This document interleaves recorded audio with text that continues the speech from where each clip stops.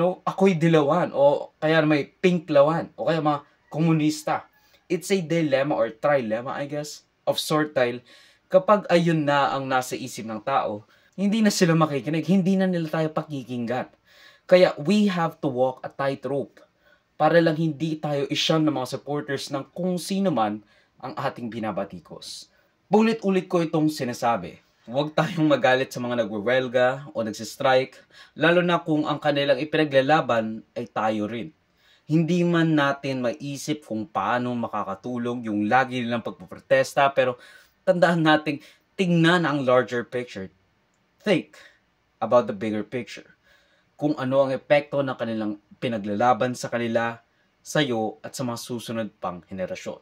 Dahil I will assure you that etong mga inconvenience is something that you would benefit and all of your progenitors to come. Ayan ang gusto ng mga Burgis. Ang maglaban ang mga dapat ay nakikipagkapatiran at nagtutulungan.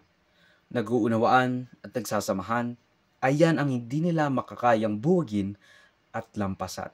Kaya hanggang maaga pa, divide et impera, divide and conquer. Pag-awayin mo yung mga dapat magkakampi. And they're doing a fantastic job.